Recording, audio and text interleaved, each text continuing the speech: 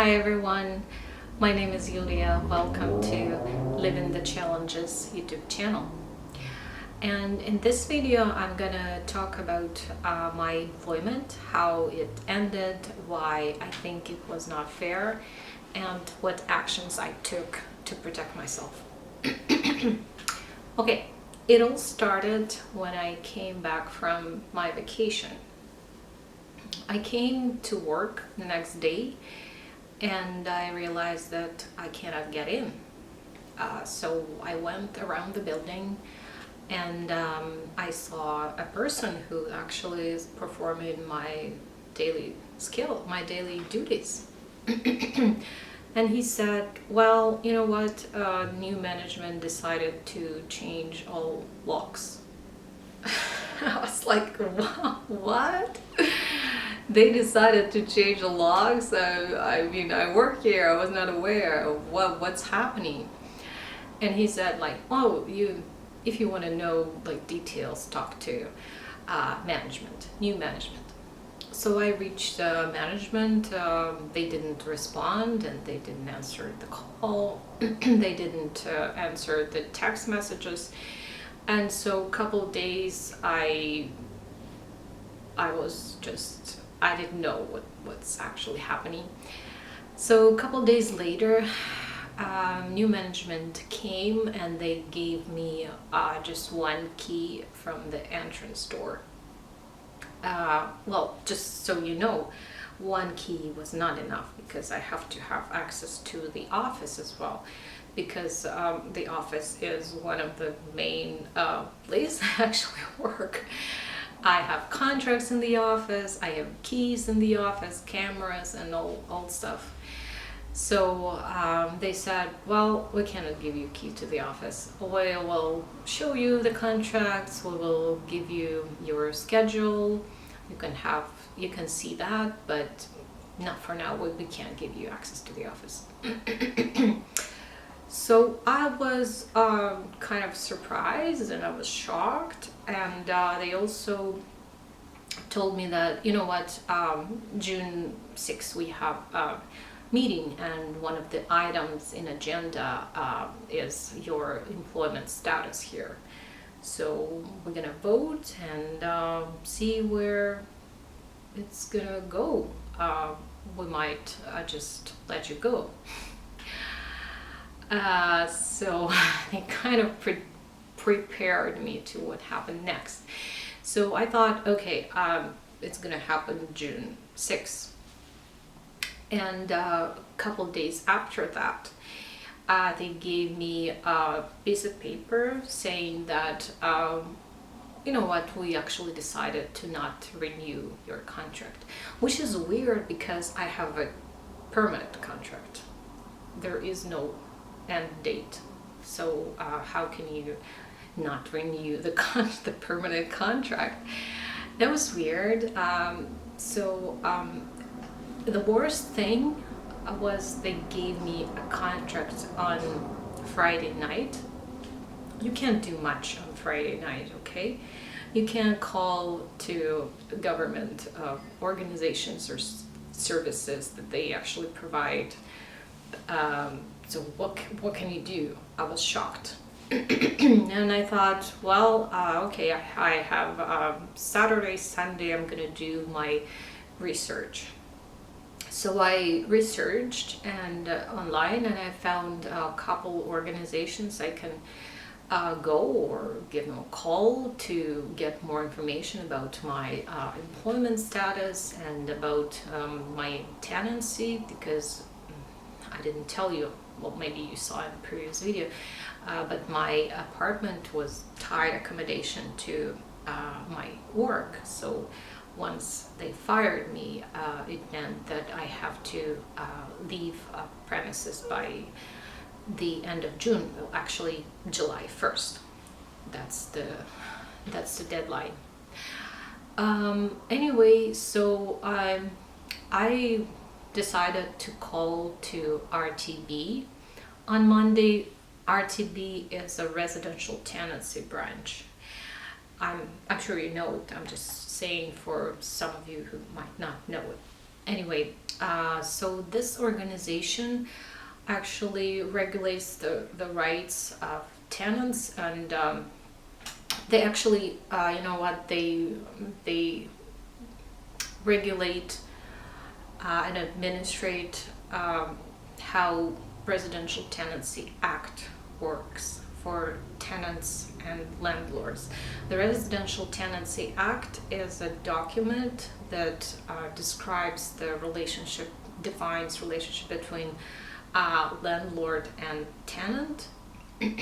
And if there is something in this document your landlord violate, like, I don't know, let's say quiet enjoyment, like you have a noisy neighbors or somebody smoke in non-smoking building, you can file a dispute. You can go to RTB website, and there you can find apply for dispute resolution, and it's going to cost you $100, but sometimes it's worth it.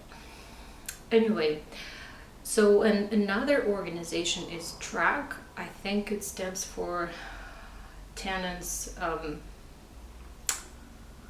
I forgot, tenants, like organization that agency, Tenant Resource and Advisory Center. That's what it is. You can call them to ask about the difficult situation regarding your tenancy if you're faced with some sort of, I don't know, difficulties. They can give you, they can guide you in the next steps. Okay, so I decided to do that, and I also decided to go through my contract and see what's actually in my contract. I mean, I did that before actually my employment started. I read the contract before I signed it, but it was like a couple of years ago, so I decided to refresh my memory, and because the contract is like about 10 pages I had to go through. So yeah, these were the first actions I made. So the couple of days later, I found out in the contract that because they do not provide me a key to the office, I cannot make my daily duties. So I decided to email new management and say, you know what, guys, in the case of emergency, let's say there's a fire in the building or something, and let's say at the same time our gate is not opening, like say my remote control won't open the gate, then what? I have to have a key to open, to be able to actually move the gate manually, but I cannot do it because I have no keys. So, and I gave them a couple examples of like what kind of duties I cannot perform at this moment because I have no keys. Like I have no access to an electric panel. If something happens again, like what are you gonna do, right? So I did that not because I'm, perfect employee, contractor, or whatever it is. I'm not sure about my status yet. I did that just to protect myself, because if there will be an emergency and I cannot do something about it, that's not my fault. That's the email saying, okay, I can't do this, I can't do that, and whatever happens is not my fault. And you know what? A couple of days later, they came and they said, oh, there's your key. There is your key. Now you can do anything you want. So when I opened the door, the shelves, all the shelves and desks, they were empty, and like they don't trust me at all. They only provide me the minimum necessary access to necessary things that I really, really need. Like they don't trust me. Anyway, that's not the topic. I took some actions to start. And then also I decided to go to the lawyer because I'm not sure actually if I am employee or contractor. And this is another problem because I have you cannot really say that's not simple situations, because if you go again online, if you also struggle with something like I'm going through, and you're not sure, you can find a document about employment which describes what duties and what responsibilities employee have, and what access to tools, what kind of tools they have, what kind of risks employee cares, and in the opposite statements about contractor, that actually contractors charge for hours or for days, and they provide their own tools, they bring their own tools. The company won't reimburse them if they spend some money to perform their duties. Anyway, there is a list of these items, and you can guess if you are one or another. But to be absolutely sure, like I want to be absolutely sure, it is important for me, because if I'm an employee, I can apply for employment insurance, and I can have vacation pay. If I'm not, then I have nothing, right?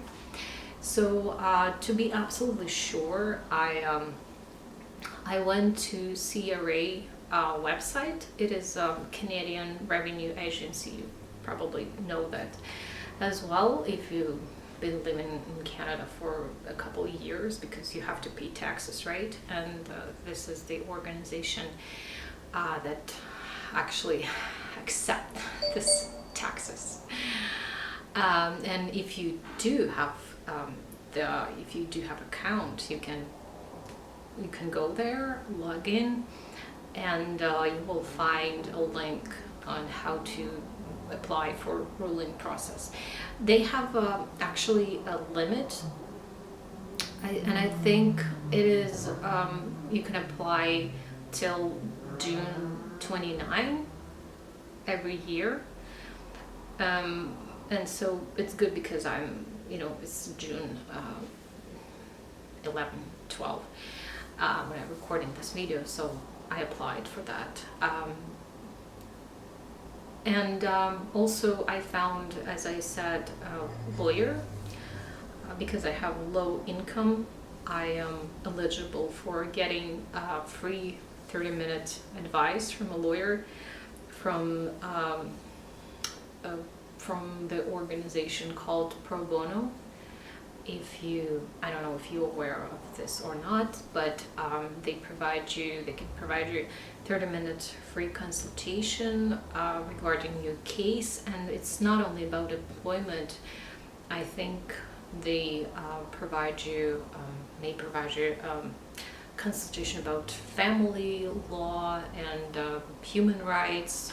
So to check, you can go online and find this organization and see what options you have. So it's not too bad, I have a little hope that I can protect my rights. I have something to start with, to work with, and I'll have to figure this out before I actually start applying for jobs. I mean, I already started. I sent a few resumes here and there, and I'm waiting for their reply. They didn't reply yet, but you know, I'm hopeful. I'm a hopeful person. I'm gonna just do my actions, do what I can, and see what's gonna happen. So